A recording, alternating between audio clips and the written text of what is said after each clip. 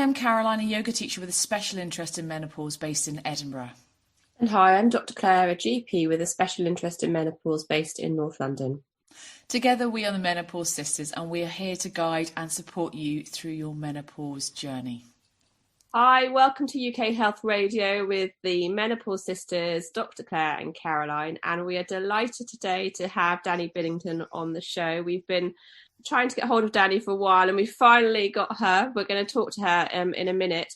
Dani is a breast cancer survivor and a wellness warrior. She was diagnosed with cancer at the age of 33 and at the time had 3 kids under 4.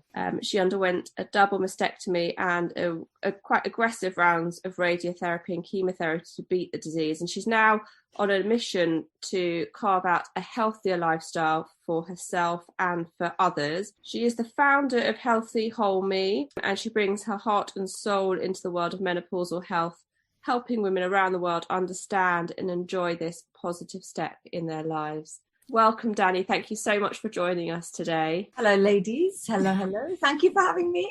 You're welcome. Early on a Saturday morning as well, so double thank you. Yay! Here we are. I was so interested to hear about you and listen to you talk on many platforms. And I really just wanted to start off with finding out a bit more about your journey and how all of this came about, and talking us through everything, really, if that's possible in this short space of time. Of course. So I think my beginning with, or the start of my menopause, really marked the end of my journey with cancer, or so I thought.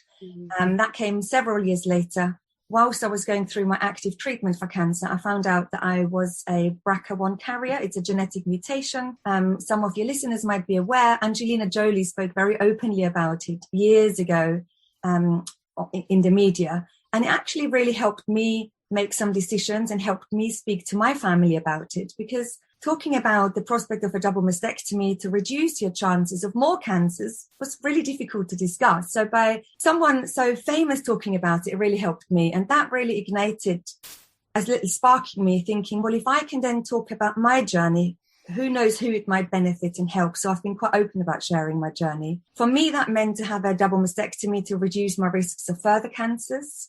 And it also meant to have my ovaries out just before I turned 40, which then started my menopause journey. And so I was thrown into a surgically onset menopause, which many people describe as falling off a cliff. Your hormones, and you know that, Claire, from talking to all of your patients, right? Your hormones just really go really quickly. Yeah. I was really lucky then, though, because by that point, I almost described myself as a wellbeing warrior. I was my own champion to my own. I was really active already in taking charge of my everyday well-being, my healthcare. I put together a team of doctors and, physicians, and that could help me manage that step. Because in the early days after I was diagnosed with cancer, I was just taken on a ride. It felt like someone put me on a roller coaster and I was stood still, frozen in panic, and I was just sort of moved along from appointment to appointment, chemotherapy, radiotherapy, surgeries. And once I sort of took a foot off it and I was able to take a little bit of control back into what I could do, initially that was very drastic for me. I've really changed my diet. As a doctor, you would say, that was mad. You've done, I cut out loads of major food groups. I went vegan from one day to the next. I went teetotal. I stopped eating all refined sugars. I thought gluten was my enemy.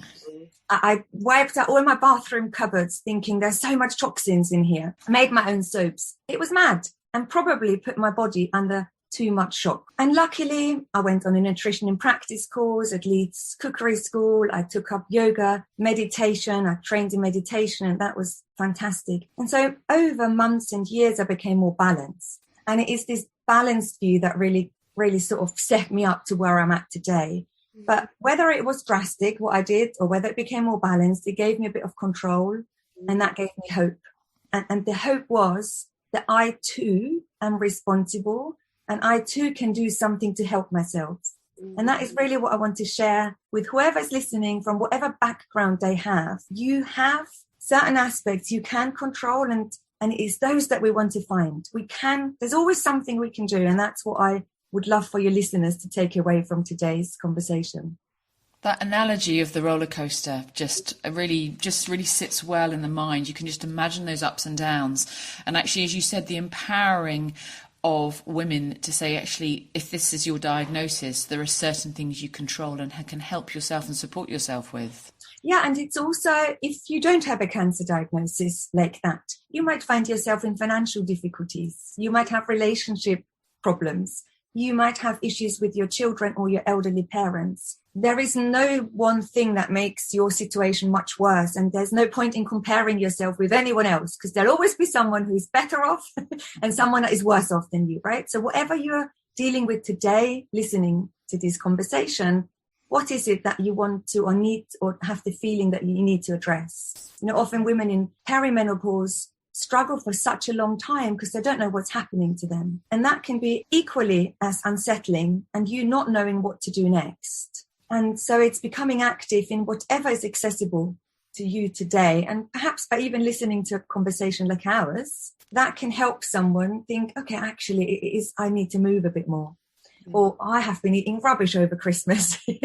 What can I do to change that a little bit? And it's small steps to bigger goals, really. Right, my drastic changes, I could sustain them because I was driven by fear and panic. There was no ounce in me that wasn't fully anxious every single waking day, half the night, for many, many, many months. And it was like parallel universes. I could take the kids to school. My twins were really lively little twin girls. They were scooting on scooters. I had one going off to the right, one going off to the left. My 4-year-old ahead of me. I didn't know where to turn. I was so busy. And yet, in the back of my head, I had the Macmillan nurses tending to my deathbed, and I could not shake the feeling that this could be the end of me and I wouldn't see my kids start school. So I know people often say, just keep yourself busy. That didn't work for me. I was busy, and my anxiety really, really stopped me. I was a busy mum, don't get me wrong, I wasn't depressed, but my anxiety stopped me from enjoying those years. And probably a lot of those months were wasted. And that's upsetting looking back, because I've survived these years. I've been this young mum. I was the young mum who turned up to, the infant school, and I saw my kids graduate from there and move on to the junior school. And yet I was sort of half present, I think. And I know the menopause can do that. Anxiety is one of our most common symptoms in perimenopause and menopause. And we often say, don't we, Caroline, that you're right, is it that we are, those psychological symptoms of the menopause are the ones that often go so unnoticed. It was only yesterday I spoke to a woman who said she was 55. She said, I've given up my job, I can't work. I was a expert mental health nurse, but I lost my confidence. I was so anxious. I was missing something. I just couldn't work. And I said, so let's talk through that. And we spoke about psychological symptoms. And I said, do you have any vaginal dryness? And she goes, no. And I said, what about libido? And she said, that's fine. She goes, I don't have any night sweats, and my periods were always fine. So it couldn't have been the menopause. And this misinformation that surrounds us about all of this, and including anxiety, is so hard to break down, isn't it? And it is really difficult for healthcare professionals like yourself. You work in the menopause specialist clinic, you're a GP. And for us as patients, it is really difficult to figure out what's what.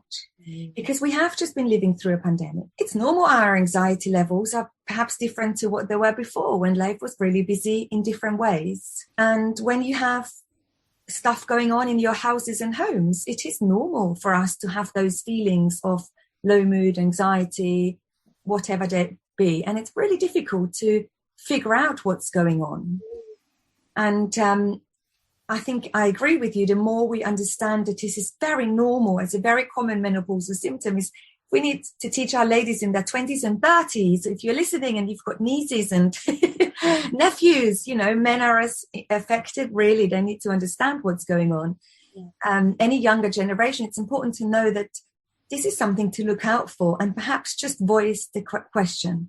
Sometimes I don't think the answers, we have them immediately. We might need several conversations to find the answers, but to even voice it to your medical professional and say, could this be it? I'm in my 40s. My anxiety is through the roof. I know I've got no other symptoms, but could this be it? And chat it through with someone could often be the first step to leading somewhere else. And that's just it, isn't it? Because many women are, I mean, we know that HRT is great for menopausal symptoms, but for some women, it's not a choice they want to make. It's not something they choose to take. And so I've spoken to a number of women who feel that, you know, because they're not going to get HRT or take HRT, that's it. There's no other option. And that's what I find really sad, is because there are lots of options out there. You know, just because one might not suit you, or you have made that decision not to try, doesn't mean that there aren't any left. And I think that's a really important message, isn't it, to get across, that just because you don't want to take HRT or can't, or maybe there's a reason why you're worried about it, have that discussion, think about other things. You know, one thing that I think always lets us down, or has let me down in the past personally, Caroline, you know that from a yoga teacher, we always work on our growth mindset, don't we? We develop, we do further trainings, we sort of try and look into different directions, and we shine our headlights into new areas that help us perhaps look at things from a different perspective. I'd say if someone is listening to this now and thinking HRT isn't for me, or HRT is the only way, I can't believe Claire thinks there are other options out there. You know, you don't know what people think. Yeah. We need to keep our options open, and we need to work on that mindset. Because if I think today HRT is not an option for me because of X, Y, and Z, that might change. Because how we manage and how we walk through the menopause changes. Symptoms change. You might have, you know, very many symptoms later on, 5-10 years after you've been going through that day of menopause. You might have vaginal symptoms, bladder symptoms, urinary tract infections. They need addressing then. So because you've said no to HRT 8 years ago, it would feel like a real disservice to yourself to stick to that path. So I feel the more we can say, okay, this is not an option for me now, or I'm choosing this is the best for me now, it's really important to keep your options open so that you can really serve yourself over years and months to come. Yeah. For a long time, I thought HRT was never going to be an option for me. I just thought breast cancer, HRT, no. But because I was so empowered about, okay, I'm going to put my healthcare team together, I found a consultant who removed my ovaries at University College London. I don't live in a London borough, I live outside, but I know I could get referred to there on the NHS. All my care is based on the NHS. And I chose them because they've got a menopause clinic at that hospital. And I was refusing to have my operation before I had a conversation with the menopause clinic, because I know they would talk to my oncologist and my surgeon. And together they will help me understand what my options are. And believe it or not, I'm a breast cancer survivor today because of the type of cancer I've had, because I've had a double mastectomy. I'm now on HRT. Still a choice I make. It still comes with risks. There are my risks and there are my benefits, but it's what I'm choosing is right for me today. Not every morning do I wake up thinking, yes, this is the 100% best decision, Dani, you've ever made. No, because it comes with risks. And there are days where my confidence is a bit lower and I think, oh my gosh, are you making the right decision? And I might change my mind. And who knows, we might be talking in years and I might not be on HRT. But today, this is what I've chosen to do with an open mindset. And I need to add that with an open mindset, because who knows? So you obviously did a lot of research beforehand, because I'm quite intrigued there by that knowledge and that understanding, saying, actually, I'm going to go to University College Hospital, UCH in London, because actually there's a menopause clinic there. And for many women, whether it's whatever the cancer is they are diagnosed with, they won't always kind of put two and two together, because some cancer treatments can obviously bring on menopause as well. Can I ask a little bit about that decision? Did you do a lot of research, and how did you bring the menopause team to speak to your consultant who was doing the surgery as well? Yeah. And so by the time, gosh, sometimes you're just lucky, aren't you? I'm sorry, listeners, if this feels really silly, but by the time I had to make the decision when the right time was for me to remove my ovaries, because again, there are statistics. I don't know which part I would fall in. Would I ever get ovarian cancer, or would I be on the other side? It's a very personal decision. I don't think there is a right or a wrong. I know many women in my exact situation who have not chosen to remove the ovaries, and we want to be really delicate when we talk about that. I've had children by then. I was lucky. So the need to maybe recreate wasn't there for me anymore. So letting go of my ovaries just before I turned 40 was an easier decision to make for me than for many other women, maybe. But I'd already run lots of workshops within wellbeing and health, from positive family positive parenting, positive eating, intuitive eating, menopause, natural menopause solutions. And then the turning point was in a workshop, a real, real people still before COVID. It was wonderful, with the amazing Diane Danzenbrink. Wonderful. Diane Danzenbrink is the founder of the Make Menopause Matter campaign, and she has really created change at a deeper level. Because of Diane, the menopause is now taught in the curriculum for children at school. She's worked very closely with MP Caroline Harris. Now HRT prescriptions are free for women in the UK, but it's because of women like Diane Danzenbrink. And she's working really hard to make sure all GPs have adequate menopause training. When she came and ran a workshop for me and my clients, I sort of it really changed a lot for me. A, I was in awe of all the things she was doing. She's a powerhouse of a woman. And B, I noticed how little I knew. And that really sort of sparked joy for me, thinking, right, okay, there's stuff you don't know, Dani, go and find out.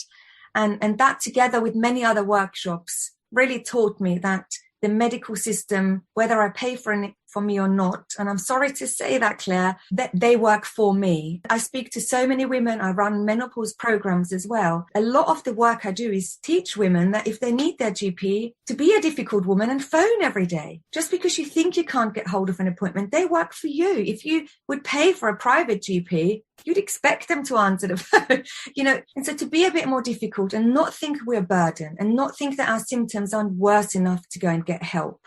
And to really go and phone and really do your research and to understand that you can be referred outside your borough sometimes. And the menopause clinic told me we are not going to make a decision without speaking to your oncologist and surgeon. And that made me feel very safe. I don't think I would have liked to go on HRT without them having that conversation. We're going to pause there and just take a quick break to listen to some messages from our sponsors. UK Health Radio, the station that makes you feel good.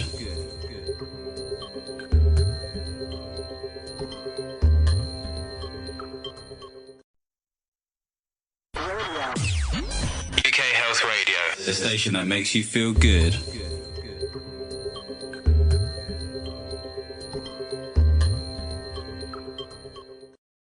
Welcome back to the Menopause Sisters show on UK Health Radio. We're speaking to Dani Binnington, and just before the break we were talking about how Dani had put her healthcare together and spoken to doctors and menopause specialists to work out her way forward post-operations, actually. And I'm wondering about the decision you'd made to go on to HRT. Has that been much more recent, or was it quite quickly made after you had your ovaries removed? And how much information you were given around surgical menopause? So within waking up after my surgery, I tried to get round to it. I do surgeries on my own usually. I like taking the train up first thing, 5 o'clock in the morning on my own. I can't really have family members there. It makes me too nervous. So it's waking up on my own, and I put my first patch of estrogen on before I put my feet out of my bed. That's how much I believe this was the right decision for me. Now, the menopause specialist at the hospital I saw was brilliant. And one advice I got was to say, look, this is your medication. We will insert the Mirena coil at the operation. The estrogen is for you to manage. You'll be on a combined HRT regime, the Mirena coil for your progesterone and the estrogen in the form of patches. But we were chatting through it, and he said, look, on your ward, there might be lots of doctors who don't know much about the menopause. They might sometimes be senior members of the team. So you don't have to discuss with them that you're going on HRT, because they might think, woman, cancer, HRT, no. Mm-hmm. And save yourself that. So actually, I wasn't discussing it with anyone on the ward. I was just going and doing that myself. And I think it shows how little information there is amongst us as patients, but also amongst medical professionals.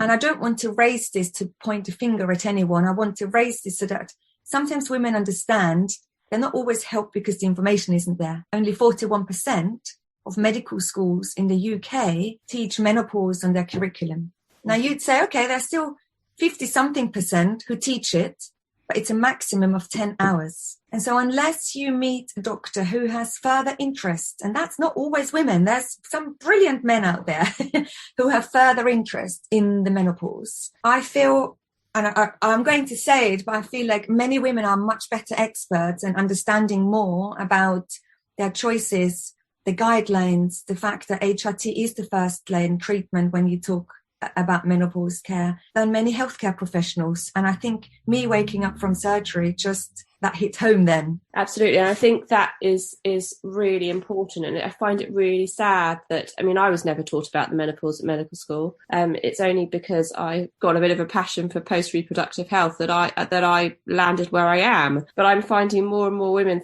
becoming their own expert patient, if you like. And I use that term because we know our bodies best. We know our symptoms best. We know what works, what doesn't. We know what influences our symptoms and what makes them better and worse. And I think it is really sad. And I think there's a lot of work being done behind the scenes. For me, I'm like, I need change to happen immediately. You know, I don't like waiting for anything. So it's not fast enough for me. I'm a bit impatient. But I think it's really interesting. You talk about kind of knowing your own symptoms and you know, you went prepared, you had your team. Do you have any advice for women that might be in a similar situation, that are just finding everything a little bit bewildering and not quite sure where to turn? Is there anything that you would say to that woman or offer advice about where they could get some support or help? I will get to that. I'll answer that question. If my brain allows me to divert, get me back to it. But what I would say, when you talk about being impatient, I don't think it's happening slowly. You think we are this one generation where lots of change is happening.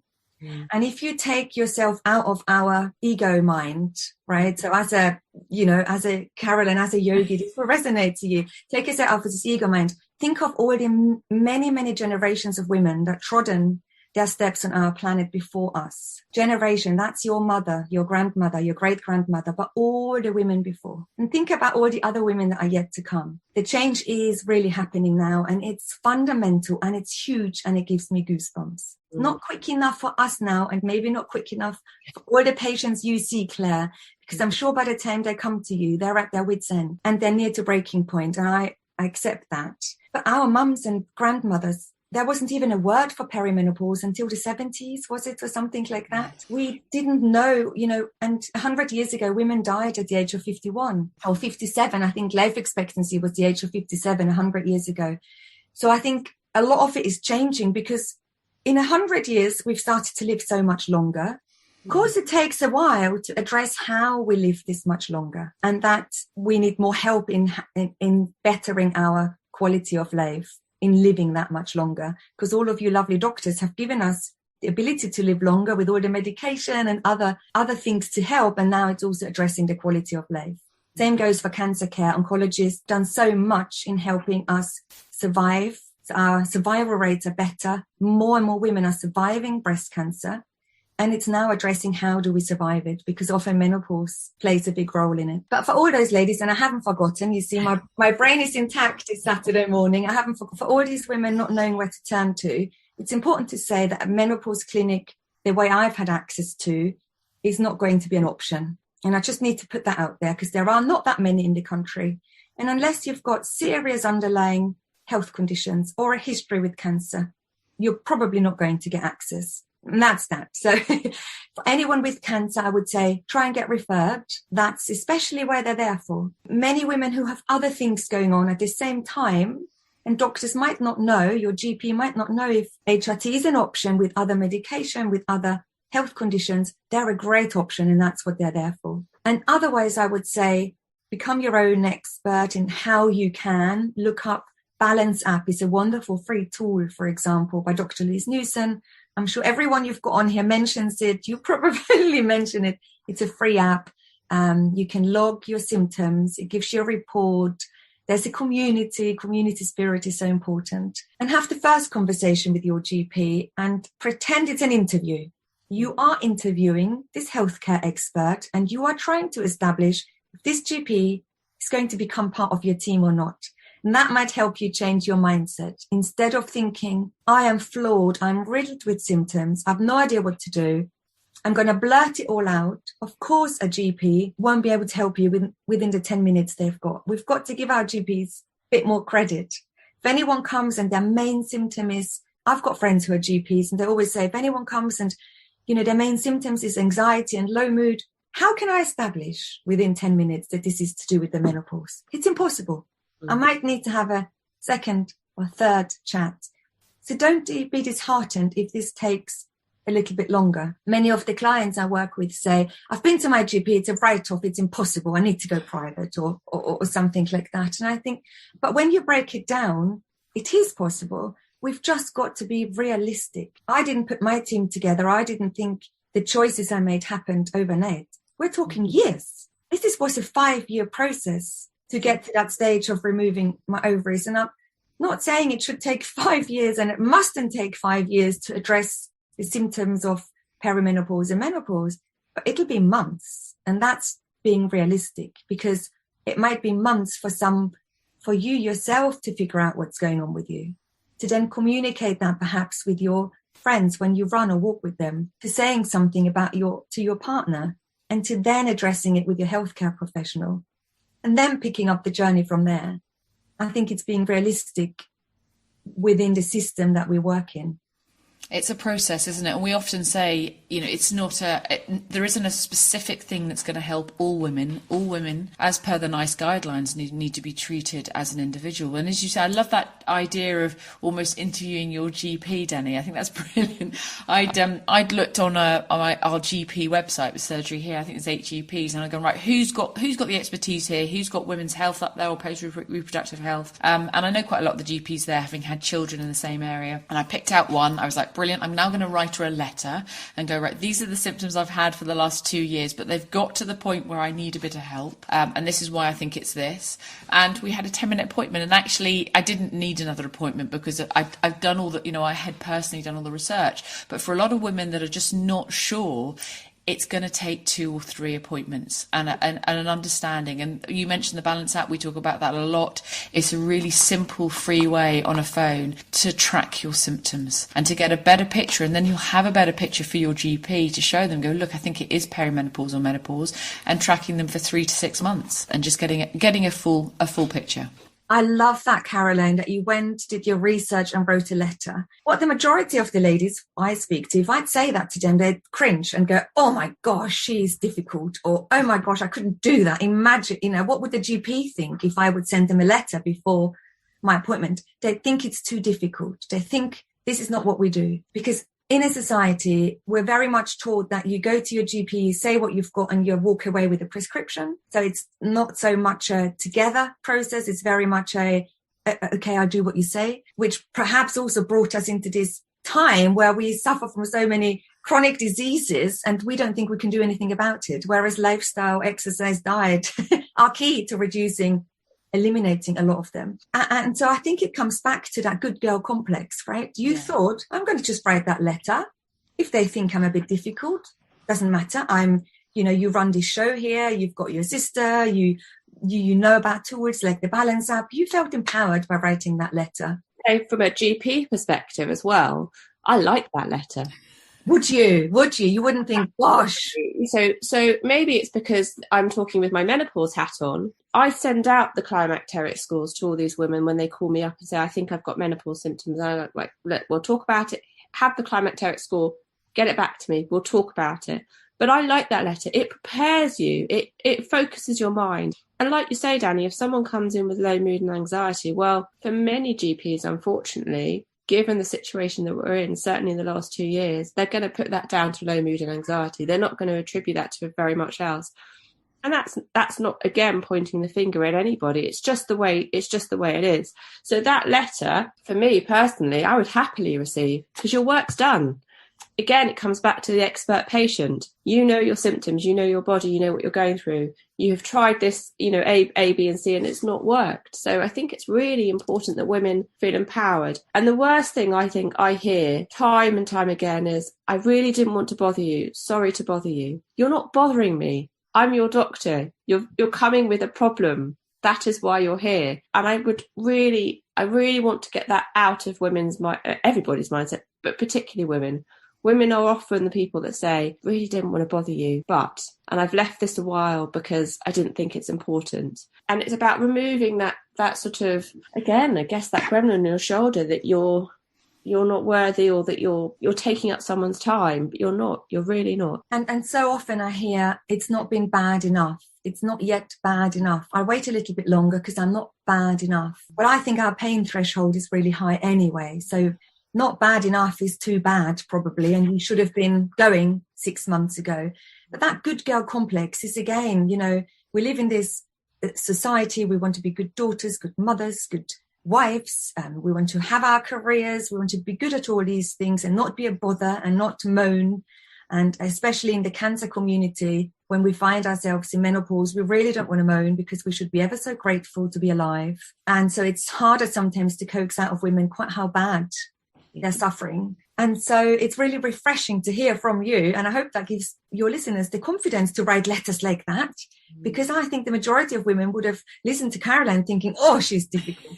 There's actually a brilliant book called Difficult Women, and it talks about feminism. This is part of our book club, isn't it, ladies? I've got it on audiobook. I've got it on audiobook, and it's called Difficult Women. It talks about the history of feminism and stuff like that. And I want to become a more difficult woman.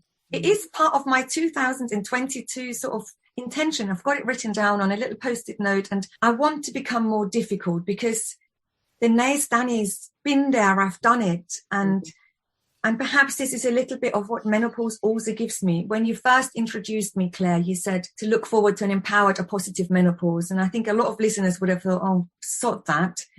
All these symptoms, what is she talking about? I feel worse than I've ever felt. I would quite like to punch her in the face for saying that. Thank you very much. But if we move away from menopause just being your symptoms, there are a lot of positives. No periods. Like, I can't tell you how lovely it is for me to not have periods anymore. You might not have to use contraception. There is also liberation and knowing that your symptoms are temporary. They do not last forever. That doesn't mean you have to struggle through at all, but also this is fluctuating and it'll change and it can get better. And if you look at who do I want to become when I get through this is really important to me. So once you've found out how you navigate your symptoms, there are bigger things waiting for you. I can now decide who I follow on Instagram because there are some women out there talking about pro-aging in such a great way. We have the Silver Sisters, women going grey-haired. I love all of that. I always thought anti-aging creams were normal. They're blimmin' not. Rubbish. This is just absolute rubbish. It's pro-aging. And I want to look at women who embrace their lines and laughter lines and crow's feet and not advocate for Botox or, creams that anti-aging, all of that. But I had to wake up to it. Yeah. I had to wake up to the fact that our bodies change. It's normal for us to be a little bit heavier, a bit soft around the belly, a bit soft around the bottom. All of those things I'm learning now. I'm in my 40s. I wish, and I'm really working very hard for my 3 daughters. The twins are 11 and Rosa is 13, for this to become normal. A few years, one of the twins, she must have been 10, said to me, Mummy, you're not in menopause. And I was like, oh, for goodness sake, I've been banging on about this for like the past 5 years. And she's now pondering whether I'm in menopause. And I said, yes, Layla, but why are you asking? And she said, but you're meant to be really sad when you are. And so I have no idea what she picked up, probably from one of my many conversations with all these women. We talk about dry vaginas and losing hair anywhere I am. I just thought, okay, there's still a mindset, and it is looking for those other things. Like, we don't need to become a difficult woman and be bold and extravagant. I don't mean it in that way, but we have a choice. We are changing, our bodies are changing, and we have a choice of where we shine light to for that next chapter. What interests you? What gets you out of bed? Who are the relationships that really serve you? Because often we get to our 40s and 50s and we do things because we've always done them. Well, guess what? It's not going to serve you for the next 10 years. I can guarantee you that. And that's the way you eat. It's got to be addressed. It's how we move. It's got to be addressed. And it's who you see and who you spend time with. Who are your role models? It's got to change, I think. On that note, we'll take another quick break to listen to some messages from our sponsors. UK Health Radio, the station that makes you feel good.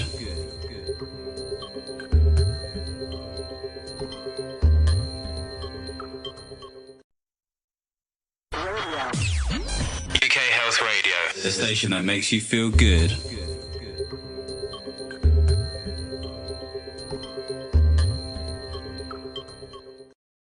just before that break, we were talking to Dani about the positive aspects of menopause, which is just fantastic. Thank you, Dani. You were just saying, there's light at the other end, as it were, but also we can take a path. Coming back to our yoga philosophy, that we're walking this path, and actually there are many different little paths we can go off to, but we can choose the path of positivity and the path of knowledge, can't we?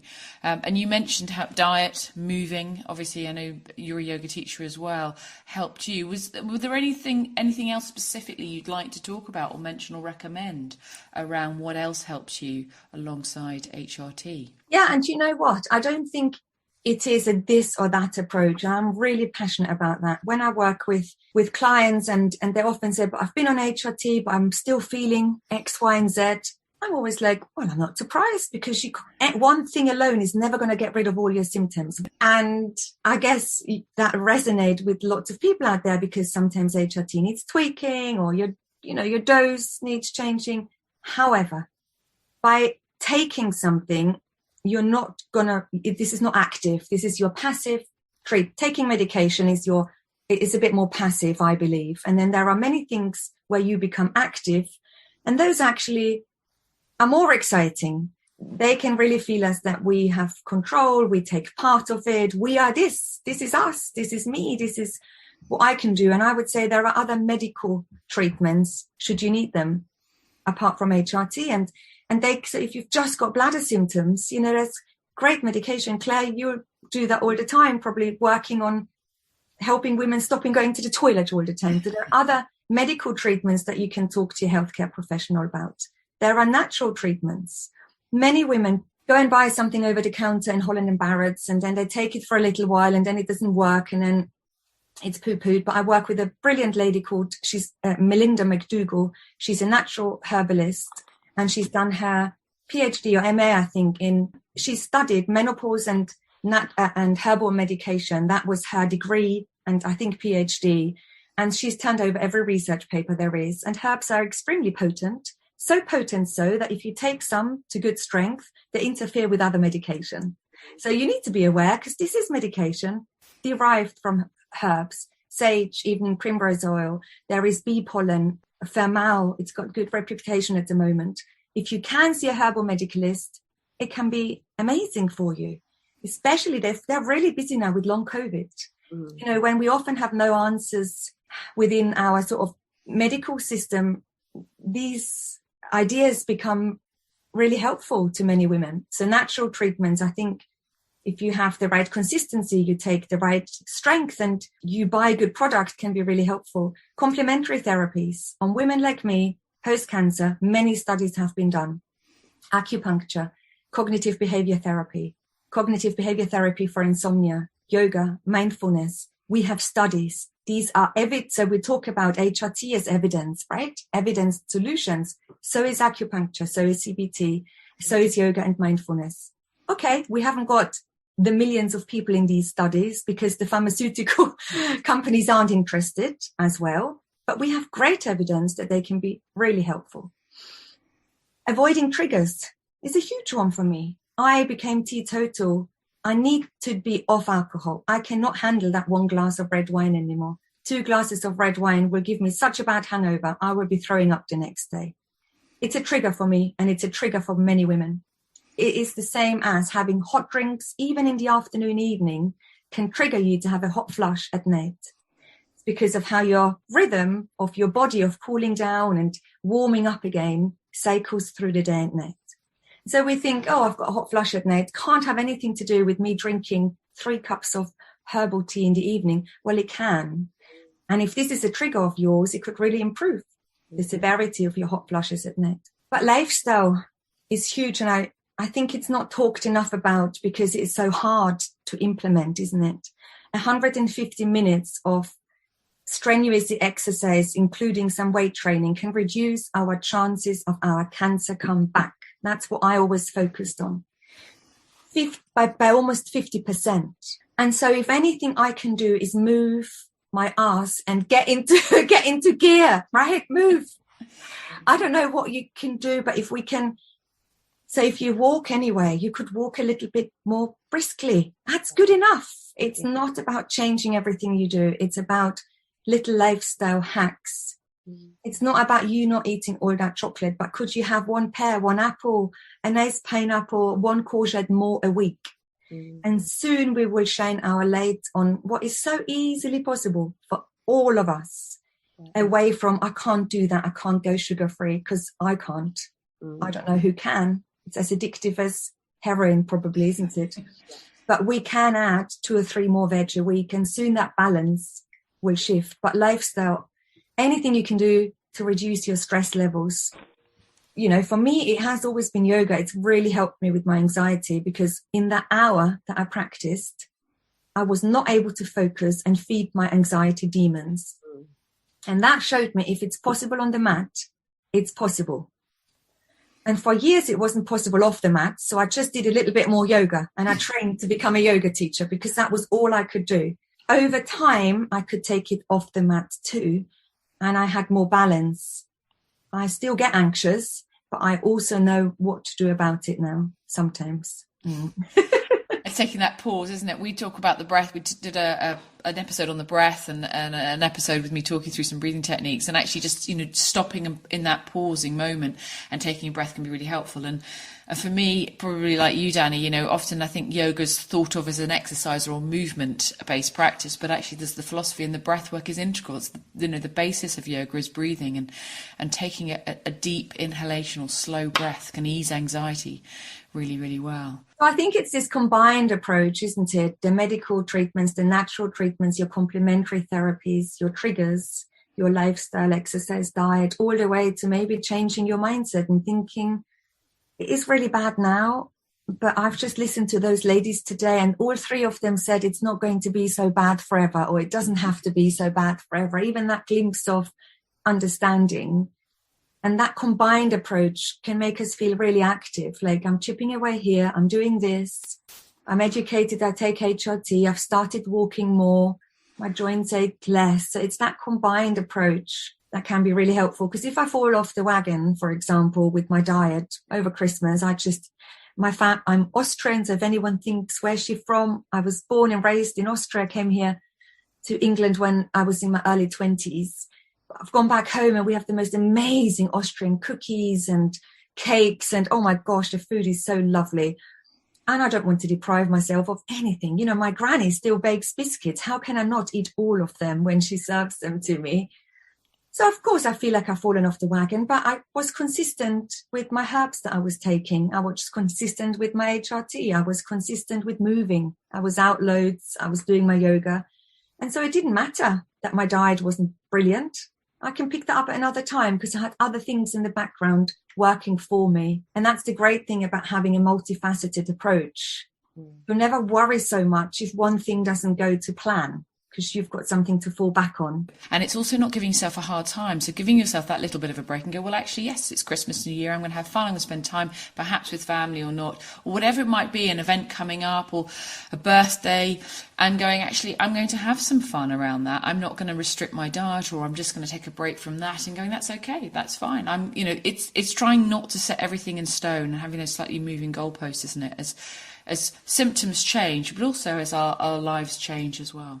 A wonderful lady who's written the kindness method, a book, Shuru Sadi, often says, well, what would you say to your friend now? If your friend had gone to Austria and she'd eaten all those lovely cookies from her granny, and she'd say to you over a coffee, oh gosh, I've just been eating so much rubbish. You'd say, actually, A, you're really lucky that you managed to go. B, it's amazing your granny bakes biscuits for you. These are all amazing things. And how wonderful that we can live a life like that. And now it's time to move on, and your next meal can be different. Yeah. And you would be so compassionate towards your friend. You'd say, she looks beautiful with all the extra weight she'd gained. And you would reassure her she can do hard things, because we can all do hard things. And we often have a very different conversation, don't we, when we talk to ourselves? Well, I know I do. The chat in my head is very different to sometimes I try and teach on the mat. Absolutely. It's like it's treating yourself as your best friend, isn't it, all the time, and just remembering that element of kindness. Before we finish off, I just wanted to mention your work with Trekstock just briefly, because that's a cancer support charity working with younger women, sort of in their 20s and 30s, and you do some work with them, Dani, don't you, as well? Yeah, I was a member of Trekstock in my 30s. As a young mummy going through cancer, I really seek that community of support.